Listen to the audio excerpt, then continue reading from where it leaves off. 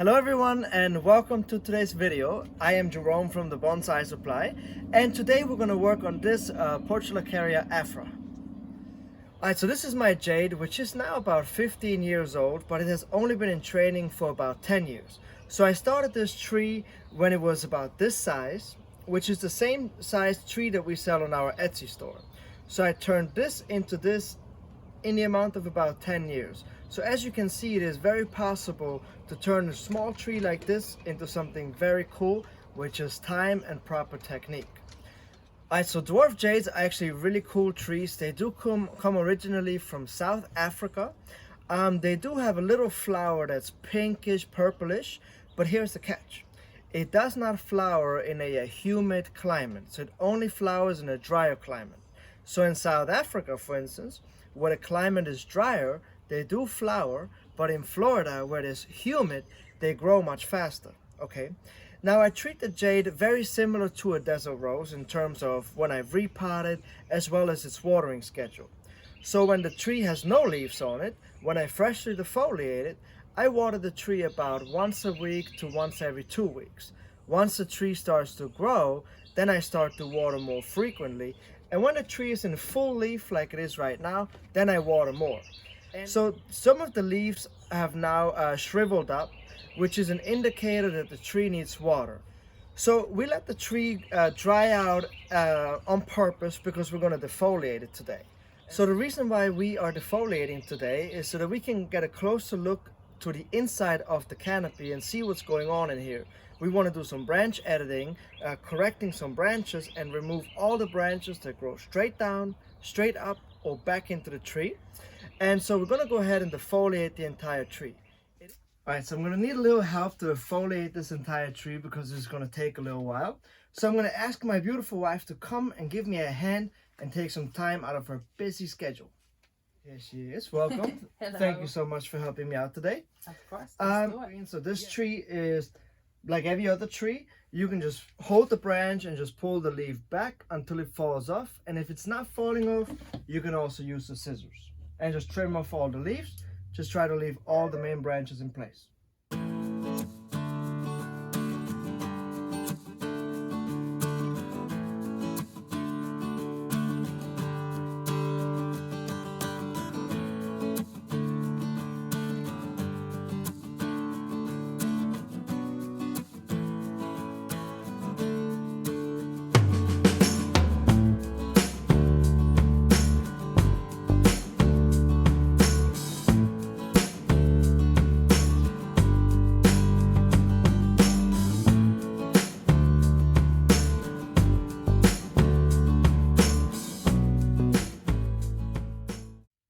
So I'm actually really pleased on how this tree looks without the leaves. The structure looks really good.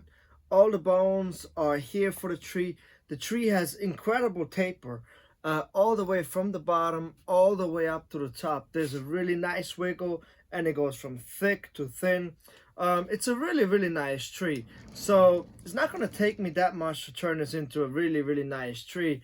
I just have to thin the tree out today so that when I take this tree one step further, that it's going to look much better then. Because there's a lot of things, like for instance these branches down here that are a little drooping, and as I'm going to clean the tree up, I'm going to readjust all the branching, right? Because right now I have a lot of branches, and then I have a lot of secondary branches that come out straight up from the main branch. So I want to take these branches back. The tree's a little too far out, so I just want to bring it back just a little more, maybe an inch or so back. Really good. One thing that we could look at is at a slight angle change. And I was thinking of maybe leaning the tree a little more this way. And here's the reason why. And I'm not quite sure if I'm going to go that route, but this could be a possibility. So this branch right here sticks straight up into the air. So I think by lifting it up a little bit, like this, we could perhaps soften that look a little bit.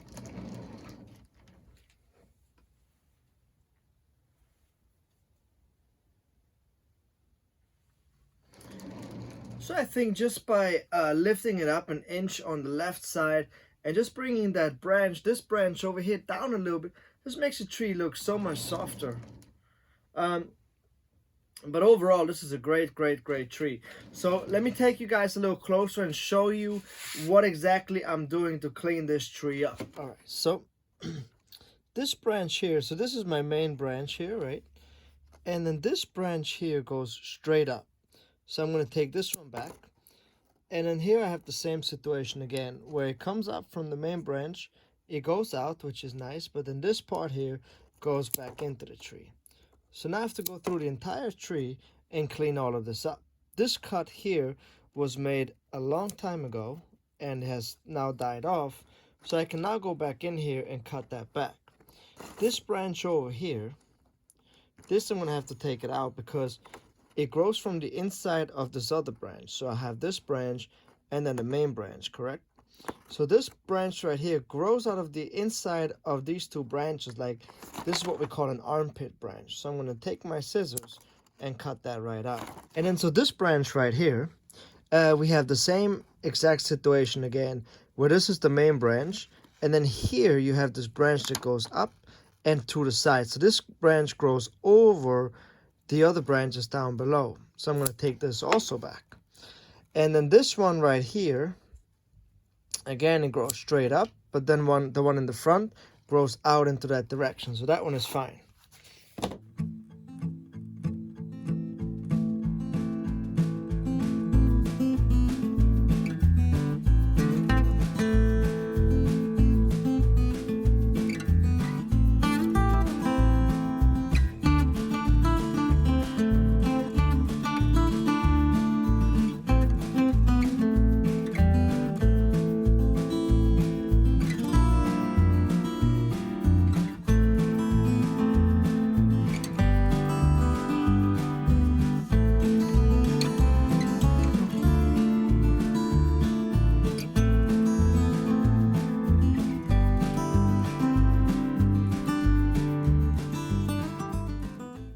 Okay, so I'm going to remove this branch in the back here, and I wanted to explain to you guys why I came to this conclusion to remove this branch.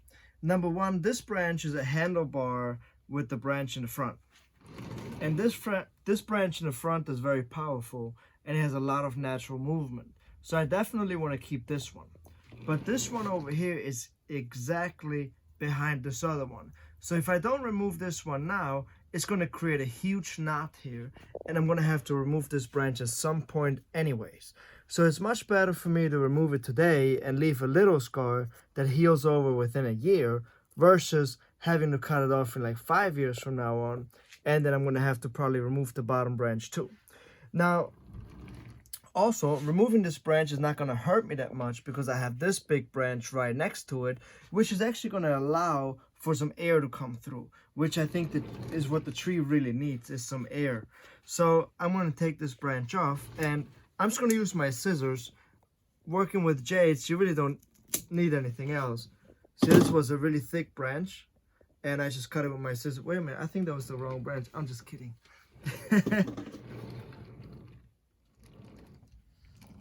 All right, so this is as much as I was able to do before I go ahead and repot the tree. I wired all the branches that were a little too heavy and they were drooping a little too much. I trimmed the branches back. I brought them back up with a little bit of wire.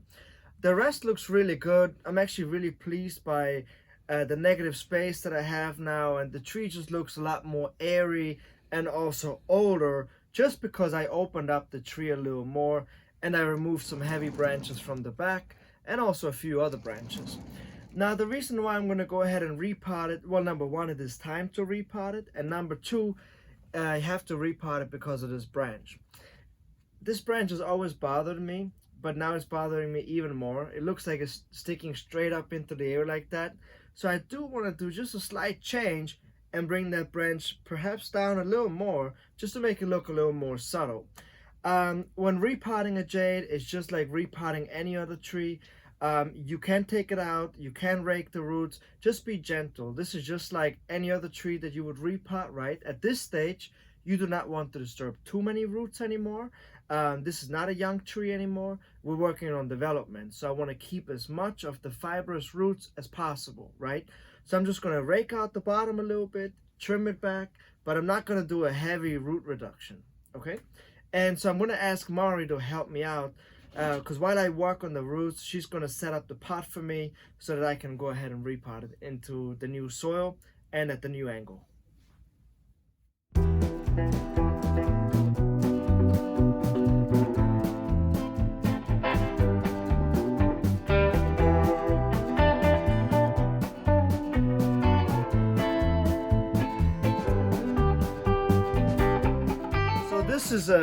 This is an exceptionally healthy root system.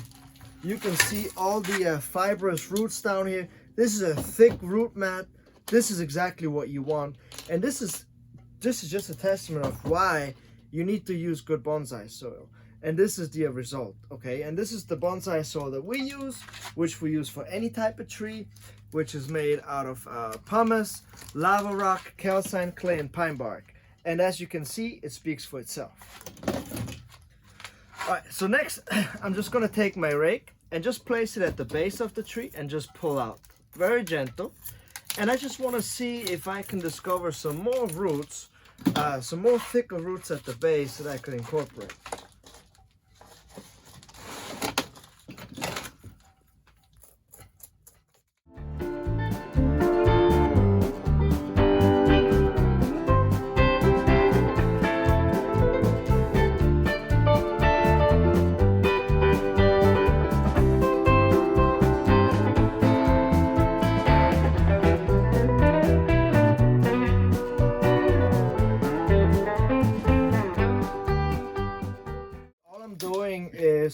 I'm just using the rake and I'm just raking the soil like that,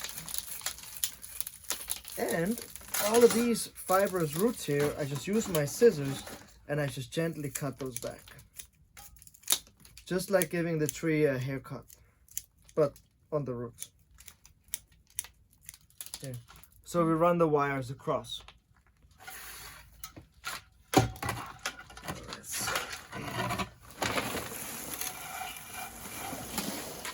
Let me just see what this looks like. Basically, this is exactly what the tree was sitting like before. Now we're going to change the angle a little bit. Not that much, just a little bit from this to this. And I think it improves the entire design a lot. Just by going up like that. Okay, so I need to move the soil over here.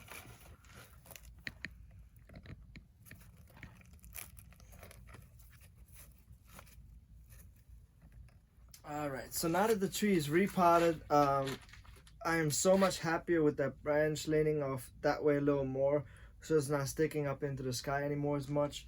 And I also tilted the tree forward a little bit more so it comes more towards you when you look at it. And in the meantime, I actually potted one of the cuttings. So that's a great thing about jades, you can propagate them. That one is actually from the back of this tree.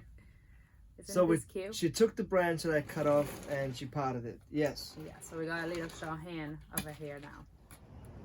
Alright, so I just wanted to show you what the tree looks like now. It has been about 2 weeks since we had defoliated and repotted the tree. And I just wanted to show you how it is coming back and how it's pushing very, very strong everywhere. So I did want to remind you once again that it is very important that you let your jade dry out completely before you either repot or defoliate. And yes, you can do both at the same time, defoliate and repot, not a problem. But it is very important that before you repot, you let the tree dry out as well as after. And then after I repotted and defoliated the jade, I kept it outdoors in the shade underneath an awning like a canopy, and I made sure that no water would get to the tree. So I didn't water it at all, and I waited for the tree to respond on its own. So this is very important. If you water too early, you can cause root rot, and a jade specifically is exactly like a desert rose. Wait until they respond before you go ahead and water. So I do hope that you guys enjoyed today's video and learned a little something as well. If you have any questions, leave them below in the comments, and make sure to subscribe, and we'll catch you guys next time.